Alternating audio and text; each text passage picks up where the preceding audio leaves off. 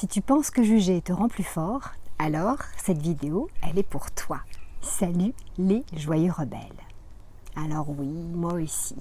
Et encore, ça m'arrive de juger, de condamner, d'avoir des opinions très tranchées sur des gens, sur des situations. Tiens, il a fait ça, mais il est con quoi. Ah bah dis donc, elle se tortille comme ça, mais elle se prend pour qui celle-là?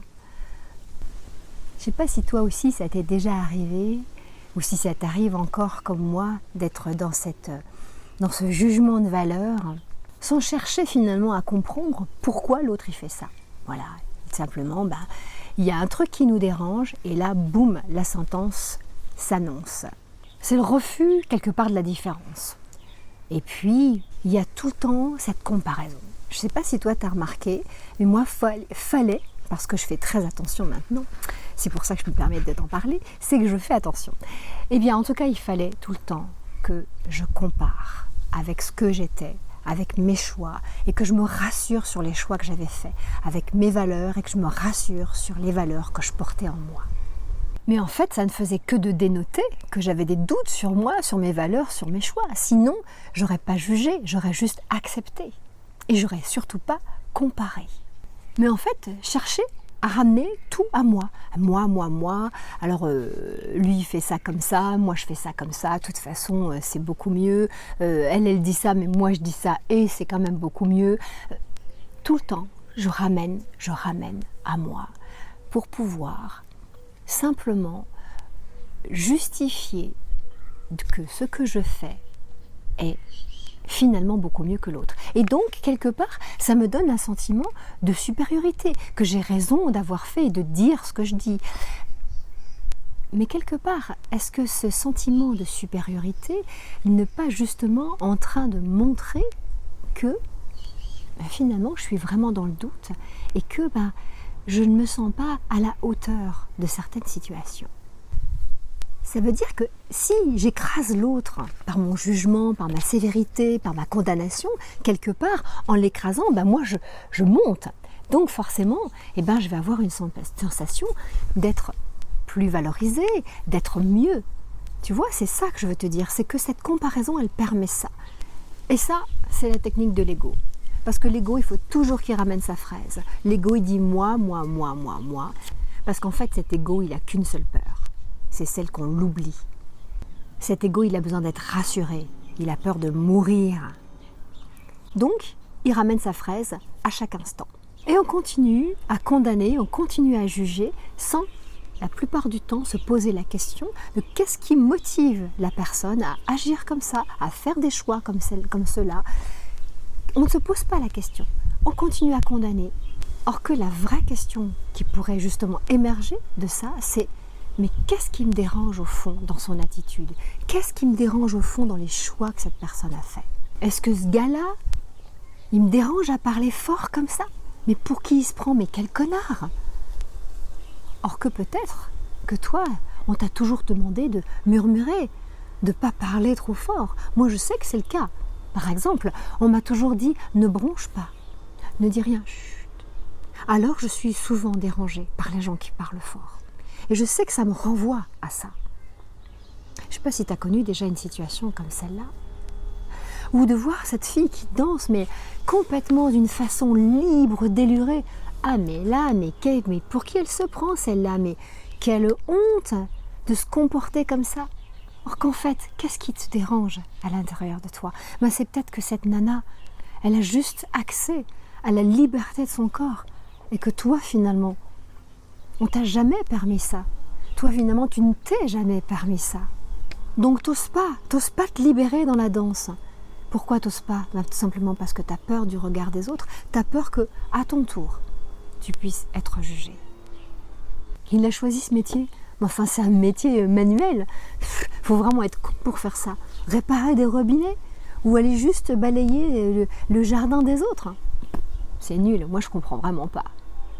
Mais personne ne te demande de comprendre. On te demande juste de ne pas juger.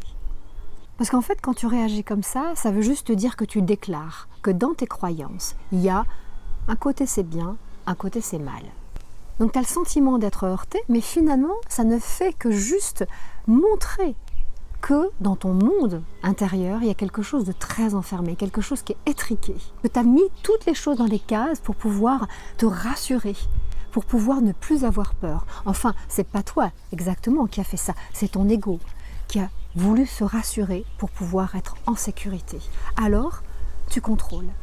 Et en contrôlant, ça permet de te donner l'autorisation de juger les choix des autres.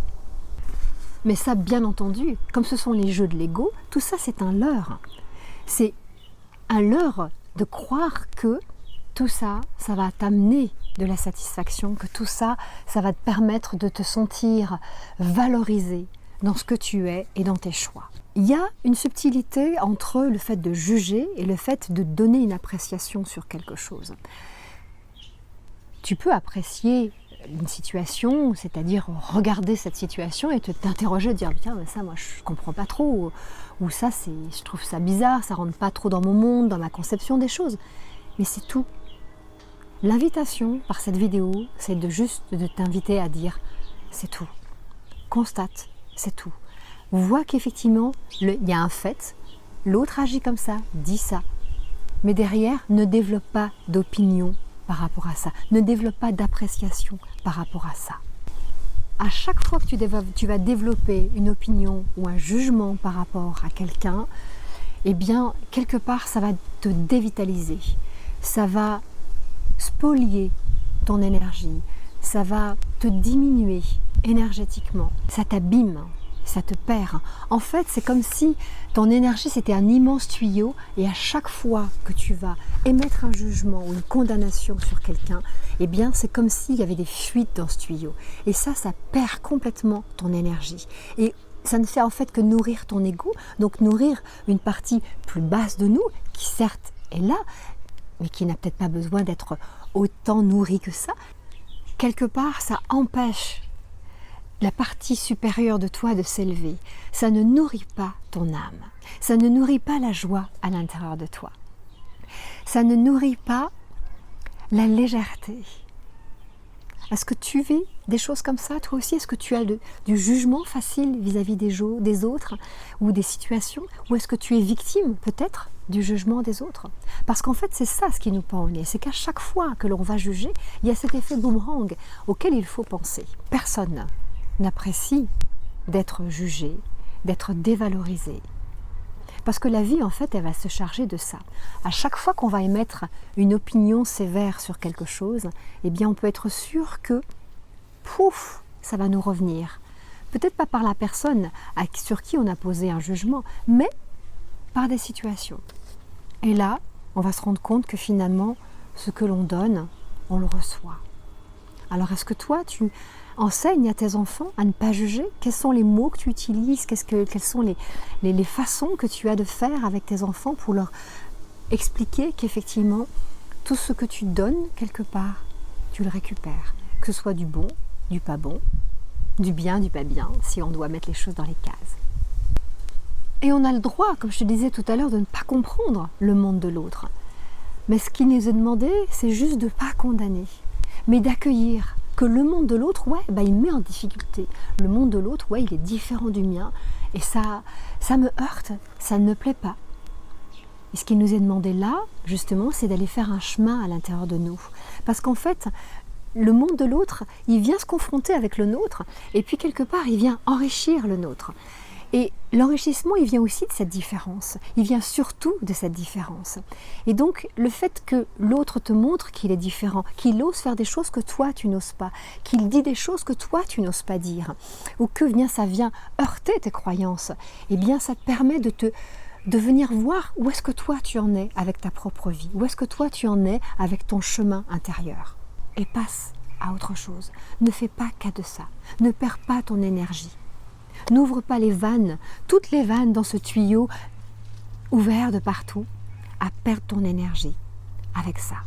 Reviens dans ta base, reviens dans ton axe, remets-toi dans tes sensations qui sont dans ton bassin. Parce que de cette façon-là, tu vas revenir à qui tu es, à ton intégrité, à tes valeurs, à tes croyances. Et si tu fais confiance dans tout ça, Tu n'as plus besoin de juger l'autre. En fait, c'est parce que tu ne fais pas confiance, parce que je ne fais pas confiance dans qui je suis, que j'ai besoin de dénigrer, de condamner, de juger le monde de l'autre. Et tu verras que plus tu vas laisser de côté, plus souvent tu vas fermer ta bouche. Oh, j'ai envie de dire ça, mais non, là aujourd'hui, je vais faire un test. Allez, pendant 3 heures, je ne juge pas. Allez, pendant 24 heures, je ne juge pas. Aucune situation, aucune personne.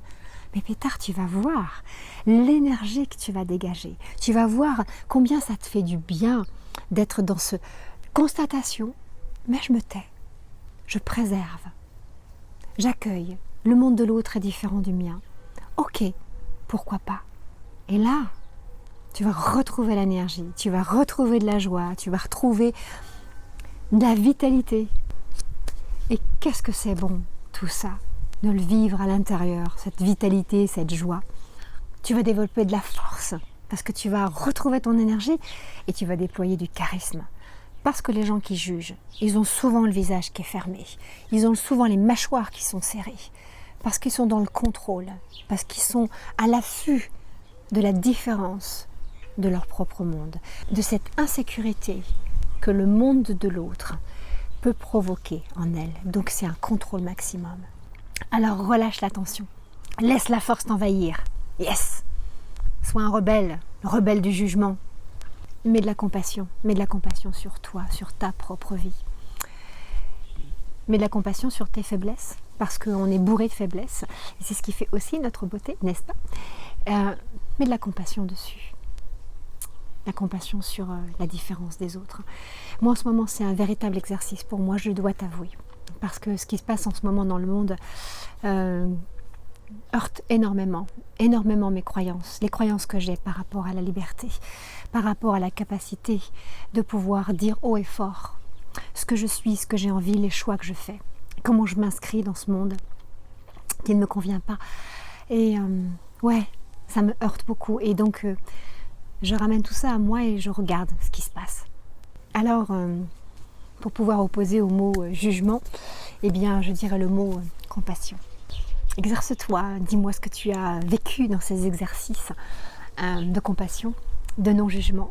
Alors, je t'invite là, en dessous, par tes commentaires, à me dire effectivement si tu arrives à faire cet exercice pendant une journée, de te défendre, de juger qui que ce soit ou quoi que ce soit, et de voir qu'est-ce qui apparaît dans ta vie, qu'est-ce que ça te donne comme déploiement des ailes. Tu sais que j'aime les ailes quand elles se sont déployées.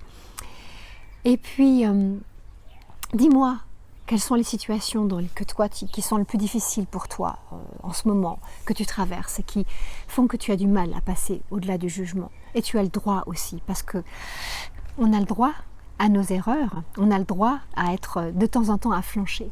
Partage-moi tout ça. Et puis, mets un petit pouce, partage cette vidéo si tu penses qu'elle a du sens.